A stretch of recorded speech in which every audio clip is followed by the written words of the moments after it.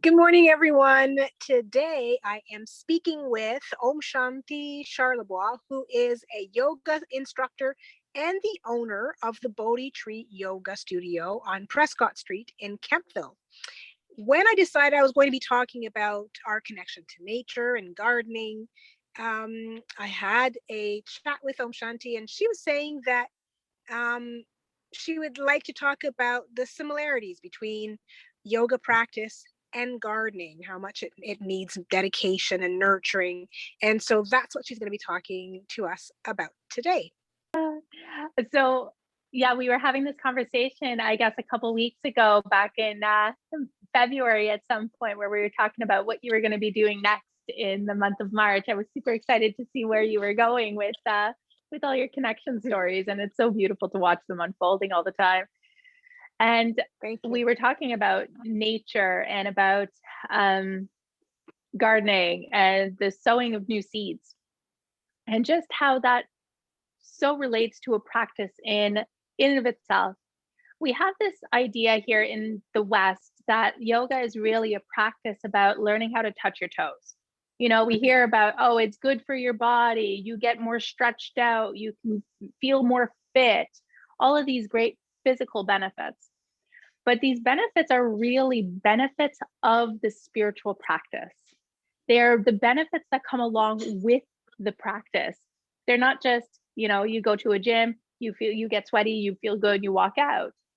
Um, a yoga practice really requires that dedication. It requires similarities of getting out into your garden, of growing things, of nurturing your children. Anything that you nurture and you love, that practice requires that same kind of dedication, love, and attention.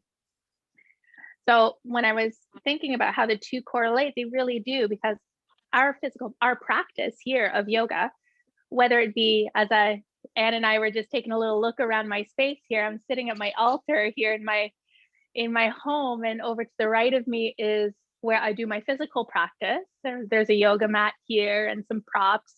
But over to the left of me is where I do some of what I call the Gyan practice, which is a practice of inquiry, of swadhyaya, of self-study.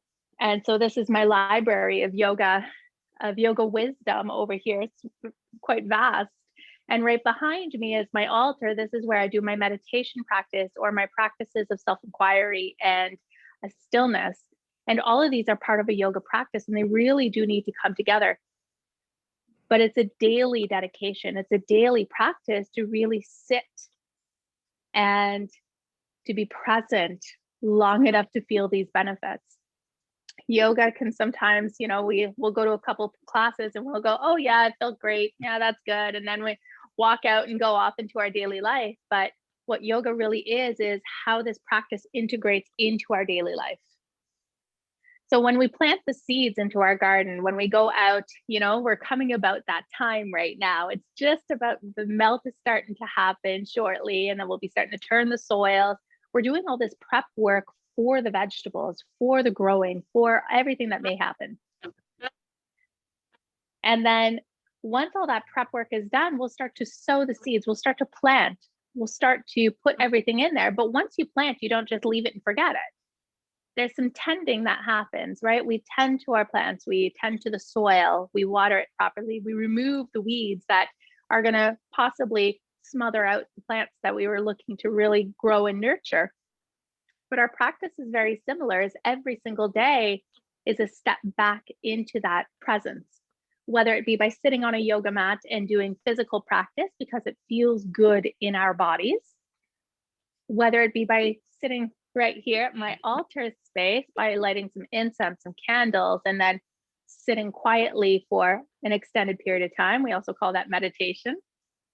Or by grabbing one of these spiritual textbooks, some of the philosophy, by pulling open the Bhagavad Gita and going through some of these texts for a period of time. This is all that time where we're weeding. This is all the time where we're nurturing the grounds in order for that seed to grow. And that when that seed grows, it's really an empowerment.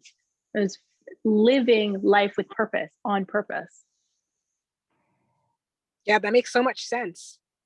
And it ties into the food that you grow as well. You know, you have healthy food that you're growing. So you're nourishing your body. Again, the foundation of a healthy body that's not super stressed out and trying to process all sorts of garbage food that you're putting into it. Yeah, that's also part of a yogic practice as well. So what we eat is part of these textbooks. If you go back through the ancient texts, we're going through the Vedas, which are some of the four main texts. We go into the Charaka Samhita or the Ashtanga Hridayam, which really talk about how to live rightfully today. In that, it speaks about the food that we eat and how it should follow the seasonality, right? A Mm-hmm. little harder to do here in Canada because our seasons are, cold or hot, not much in Yeah. between. So we don't necessarily have the freshness in the winter times. So it could be a little bit more difficult, but they speak about eating seasonally. And when you think about other countries where they have a rain season, a dry season, a hot season, well, they're eating their foods along with that line. But out here, this could also mean that during the colder seasons, we cocoon a little bit more. We Mm. eat things that are more nourishing and warming to our bodies.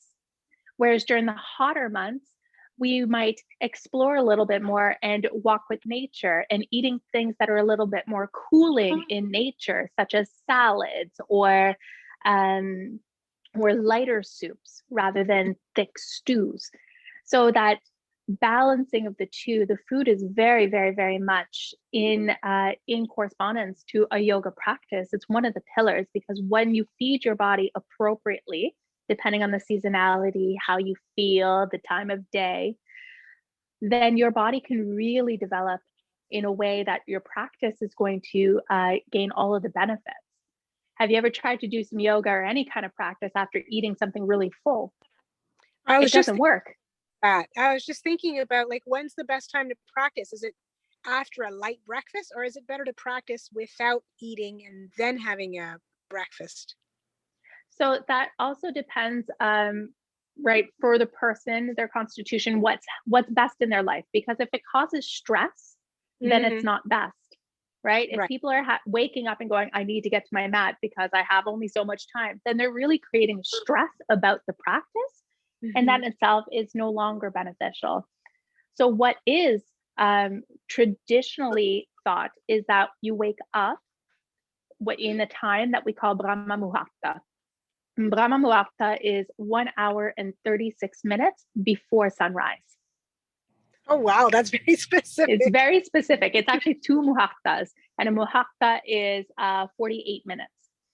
So it's two muhurtas, 48 minutes. So that's 1 hour, 36 minutes is Brahma Muhurta. So waking up within that 1 hour, 36 minutes of sunrise, and then taking that time for what we call our dinacharya routines or our cleansing, right? You're putting the past aside. So we're doing things like brushing your teeth, scraping your tongue, dry brushing, showering, all of these things. So really cleaning up so that we may enter our day with purpose Mm, and with intention. Once we've cleaned all of these things off, that routine might take anywhere from 15 minutes to 30 minutes or so.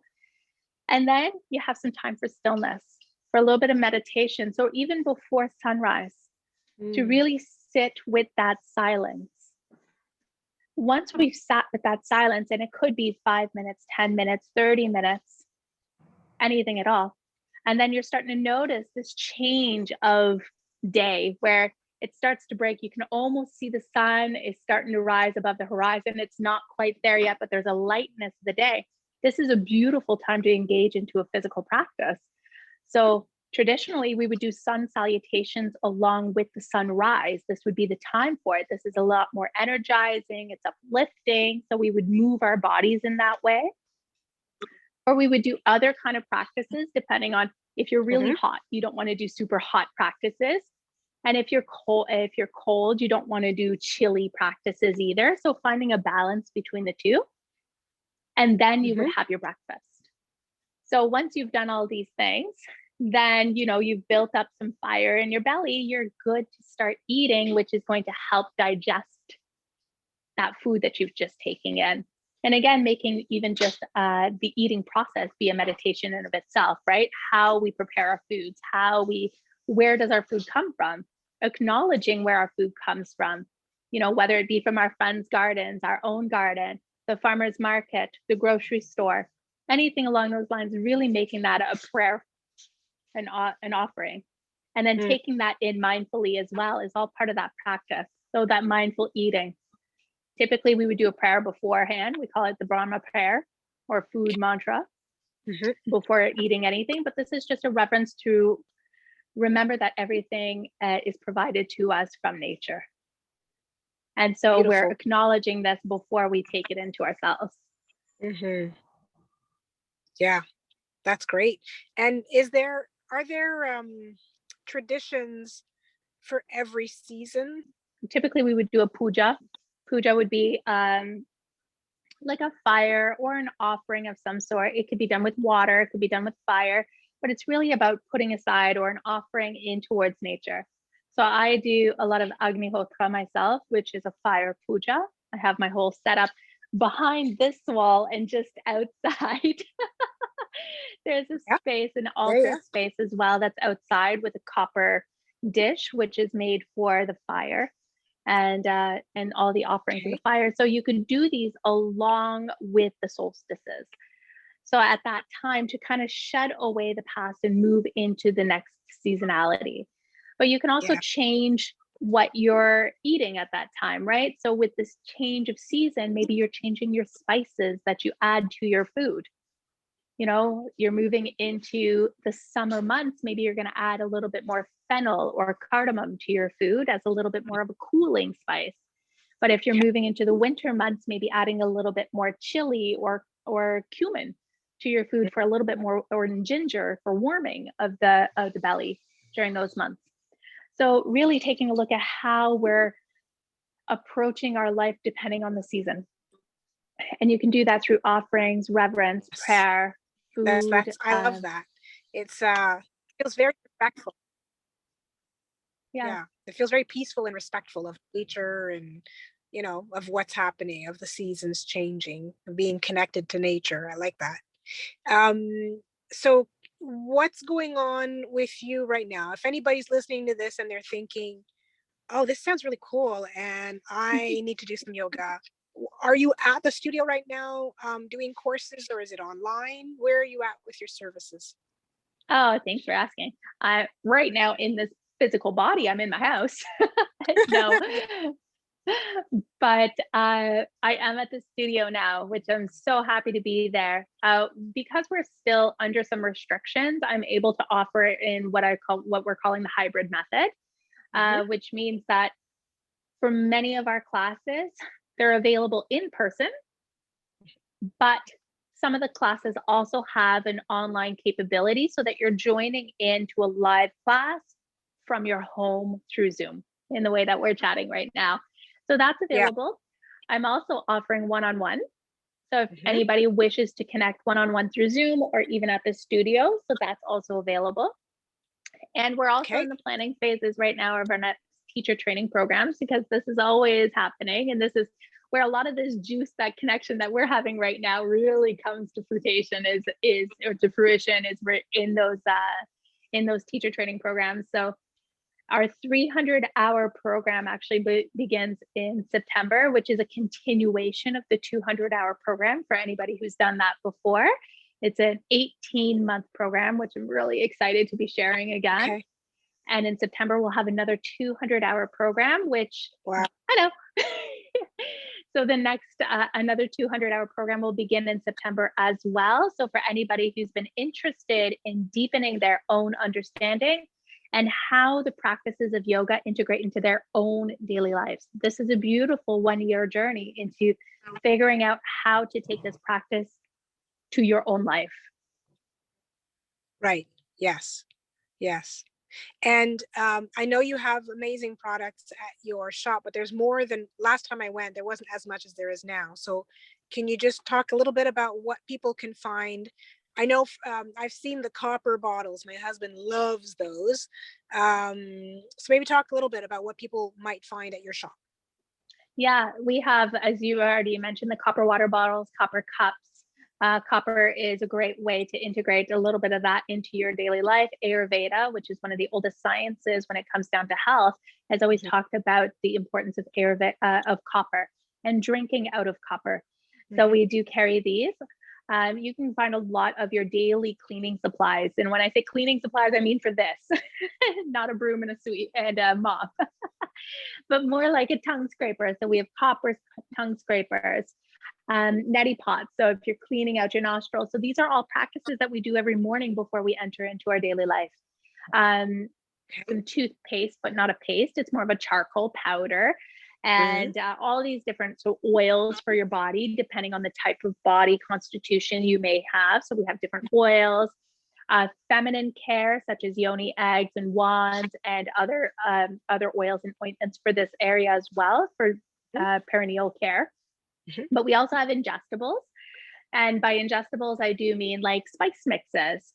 And so spice mixes that are very seasonally prepared as well. So lighter or hotter or a little bit more balancing. So depending on the three of these, and teas that are arranged in the same way as well.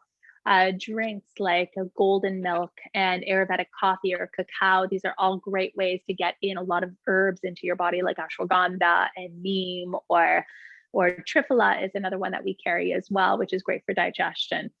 So all Mm. of these, which are more of your Ayurvedic supplies, but we're also carrying yoga mats, spirituality books and journals. We have essential oils, which come from a great dear friend of mine at Planet Botanics, who's been an aromatherapist for well over 20 years. Wow. So love her products because she knows what she's talking about. She's so very good at what she does. So we have soaps from her from Planet Botanics, along with Yeah. some other daily care products like foot scrubs and lotions and mat sprays and so on and so forth. Also incense. You can find some incense at the studio, some smudging products if you're needing some smudging because, well, this year has probably needed a little bit of clearing of space. Yeah. And that's another great way to move into a new season is to just kind of smudge your space and kind of remove all of that negativity or even just the past, right? Yeah. Whether it was positive or negative, and just move into a fresh space. Mhm. So smudging supplies are also available there at the studio. Some deities. We have a lot of beautiful statues of different deities that you could practice with. I have a Kali up here, and there's some Ganesh and some Shiva down here as well. So we have Mhm. some beautiful muktis at the studio in that way. A little bit of clothing, some crystals as well. So there's all kinds of fun things. Bath Mhm. salts. Trying to go through my mind, see what's in there. Inventory. Lots of it. Yeah, And that's it's great. always growing. Yes, yes. So people can go to your website, check out your schedule, and then register on your website, correct? Absolutely. So that can be done straight through the website, which is bodhitree.studio. Mhm. And then from there, you can register for classes. You can take a look at what our offerings are, if we have any workshops coming along or teacher trainings happening in the future. So the information's on there as well. And if you don't have internet, you don't feel like going that way, you can always personal message me and I'll get back to you either through the Facebook page for Bodhi Tree Yoga Center, through Instagram, or if you find me on Facebook, you know who I am and you can send me a message. I'm always pretty available to respond back and to chat with you. Yeah, that's great. Thank you so much for making some time to speak with me today. I Oh, appreciate you're your so time. welcome. And yeah, check her out. She's the real deal, folks. Check her out right here in Campville on Prescott Street. Thanks. Thanks, Anne.